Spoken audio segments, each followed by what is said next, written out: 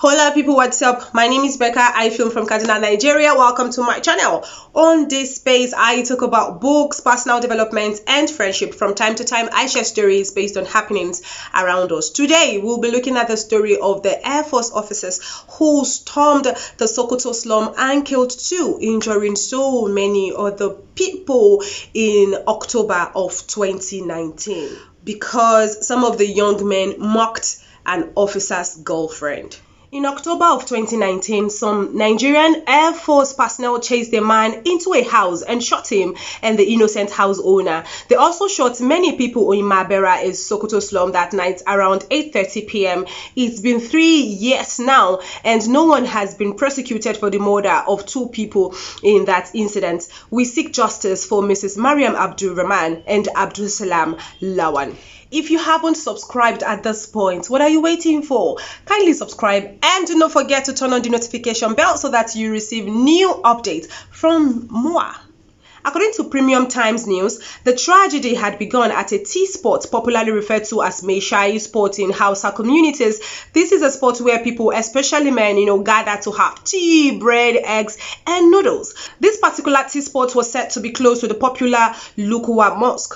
It was gathered that some men at the joint tried to seduce a young woman, which soon led to a mild argument between the men and the woman. Moments after she left, the woman returned with some Nigerian Air Force personnel, including one said to be her lover. She identified those who allegedly tried to seduce her, and they were asked to kneel down and were hit with sticks until they obeyed. But some of the young men decided to fight back, some of them hitting the NAF men who were plainclothed with stones. Overpowered, the Air Force men fled, but a truckload of them soon returned. When a NAF Toyota Hilux truck filled with armed men stormed the tea spot, the young men there sensed danger. Many fled, but others were trapped. Obviously, the ones there earlier had left. Suleiman Aliyu was one of those trapped. He was unaware of what had happened earlier, he told the soldiers, but the NAF personnel would not listen. They hauled him and others into the back of their Hilux truck.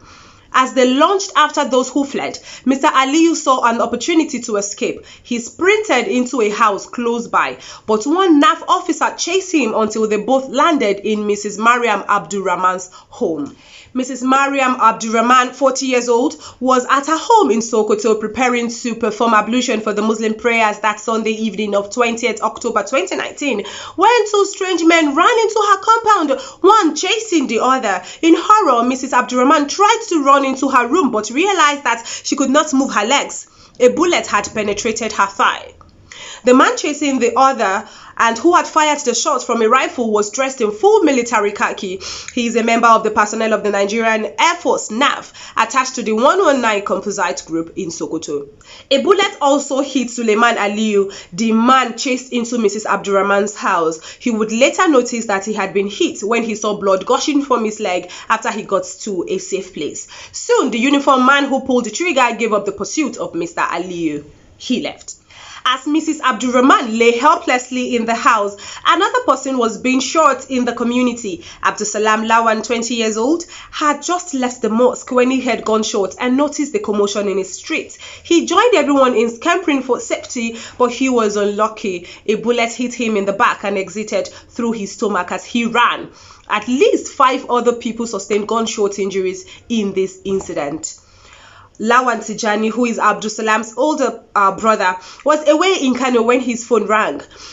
His wife was usually quick on the phone. Abdulsalam had been shot, she told him. In the dazed moment, Mr. Tijani thought the best option was to reach his doctor friends in Sokoto to offer Abdulsalam urgent medical attention. Many doctors converged on the trauma unit of the Sokoto Specialist Hospital that night, but they could not save Abdulsalam. The 20-year-old had lost so much blood. Sadly, he died.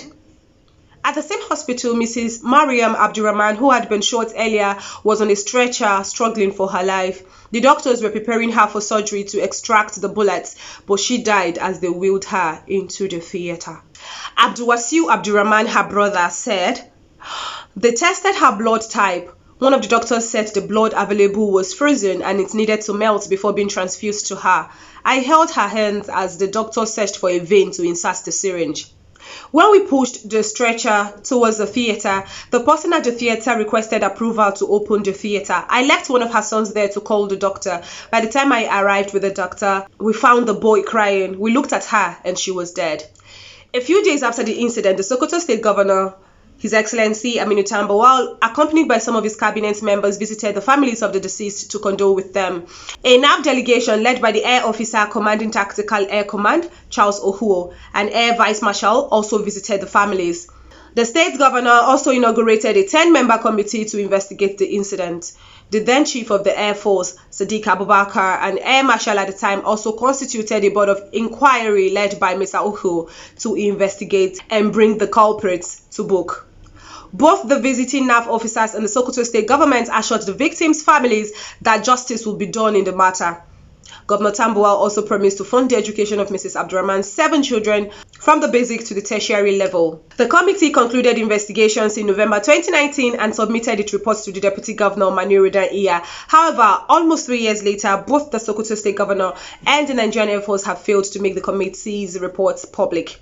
When approached, 2 members of the committee set up by the Sokoto state government declined comments, referring to the Premium Times reporter to the government. A member who did not want to be named because he was not competent to speak to journalists on the report, however, said, except for the scholarship to the children of Mrs. Maryam Abdulrahman, none of the recommendations in the report had been implemented. He said the committee found both the residents and the NAF personnel that stormed the area culpable in the chain of tragic event. When contacted, the spokesperson of Mr. Dan Iya Aminu Abdullah, he said the deputy governor had no knowledge of the contents of the report as he only received it on behalf of the governor. The spokesperson of the governor, Mohammed Bello, on the other hand, promised to find out the details of the report and get back to the reporter. But 2 weeks later, and after multiple reminders, he failed to respond, ignoring calls and text messages sent to him. Also, the NAP spokesperson, Edward Gabquet, an Air Commodore, told Premium Times that he was not aware of the case as it happens before he became the force's spokesperson. He, however, promised to get back to the reporter after making inquiries. In his words, I am sure you are aware I took over last year and I'm not even aware of this alleged shooting that you were talking about. He said, I will have to do some research, ask questions, and find out some things. I will call the Air Vice Marshal Daramola, that's the former Air Force spokesperson, to find out. Although NAF promised to investigate and prosecute the officials involved in the extrajudicial killings, it has not been done. A human rights lawyer, Mansur Ali, rose to the 119 composite group of the Nigerian Air Force in Sokoto and asked them to ensure that justice was served to the victims. The families of the victims said that they were given 1 million naira each by the state government. The Nigerian Air Force also donated a bag of rice to the family of Mrs. Maryam Abdulrahman. All these were done after we told a press conference that the promises made to us have not been fulfilled, said Mr. Abdulsalam. Since then, no one has reached out to us on anything regarding the incident. The promises of the scholarship for the children have also been largely unfulfilled. He said the children are now being cared for by him and other family members. At this point, all we are requesting from both the Sokoto state government and the federal government is justice. Justice should be done. The problem is, if you raise the issue, they will say you are after the money from the government, and that is why I am careful about this. We simply want justice. Fish out the people that committed the act and charge them to court for a ruling. Her children need to know that her mother got justice. That way we would know there is justice in Nigeria, said Mr. Abdulsalam, who is the late Madam Maryam Abdulrahman's brother. When we went to their NAF office at the time, they showed us the NAF personnel who they claimed shot her. If he is innocent, he should be pronounced innocent. But if he is guilty, he should be tried and sentenced. Nigerians want justice for Mrs. Maryam Abulrahman and Abdulsalam Lawan. What do you think about this story? Drop your comment in the comment section. See you in my next video.